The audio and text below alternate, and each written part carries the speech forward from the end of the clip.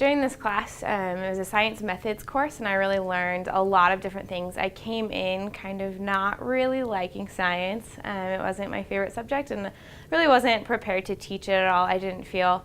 But throughout the course of this semester, I really learned a lot about teaching science and how I've really come to realize I'm excited to teach it someday when I get my own classroom. One of the things that we had to do for this class was to design a science lesson to teach in an after-school program, and our group did a unit on Nebraska weather, and so we decided to start it off with a unit on clouds and how clouds formed, which is the lesson that I was lucky enough to teach. I started out by trying to decide how to show the students that they could see how the clouds formed, kind of as an inquiry-based lesson. So I found a lesson, and I found a jar, and it included putting hot water in the bottom of the jar and then putting ice on top of the jar's lid and watching the water evaporate and then condense to show how a cloud was formed. And I thought that that was going to be a perfect inquiry for the students and that they were going to get really excited about it. And it went well. There were some pieces of the lesson that I thought were just going to drive a lot of discussion, and as I got there I realized they didn't, and the students really didn't engage in it as much as I had hoped.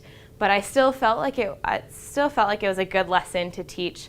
Later on in the semester we had to do an assignment called Decookbooking, which the process includes breaking down a pre-planned lesson and making it more student-led and student-directed by presenting an experiment or an activity for the students, and then letting them kind of ask their own questions and lead their own way through. And I decided to revisit my CLC lesson, my after-school lesson, thinking that I had done a pretty good job of that. But as I worked through that lesson and the assignment of decookbooking it, I realized that it wasn't as activity and student friendly as I had hoped. I kind of had a plan for what I wanted. I told myself that the students were going to plan this experiment, but they really didn't have any ideas, so I just kind of portrayed what I wanted to happen in the lesson.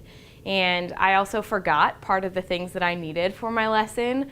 I was going to bring in aerosol hairspray to show the dust particles that water attaches to make clouds, and forgot that.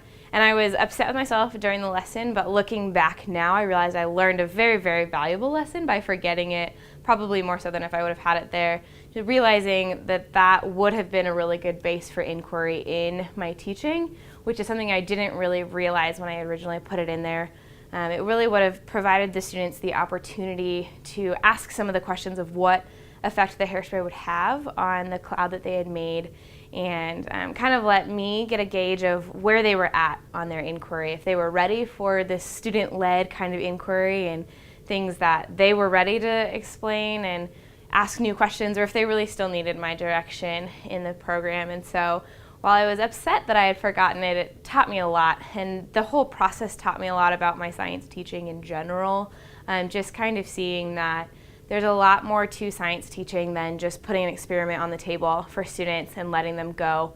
And it requires a lot of teacher planning that we kind of realized, I think all of us did throughout the semester, that it's more than just writing down a lesson, because you can write this lesson that you think is going to be extremely inquiry-based, and then you get there and it's not. And so something that I learned about just science in general is its ever-changing nature, and realizing that teaching science is the same way, that you can't get locked into one way of teaching because each group that you have is going to be a lot different.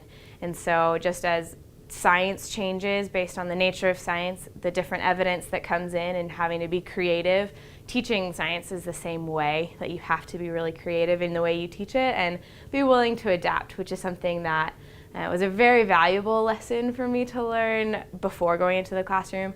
And I'm excited now going into the classroom to be able to apply what I've learned in this class and through these activities, and to hopefully give my future students an opportunity to learn science in a way that really engages them and encourages them to learn and think about science in their own way.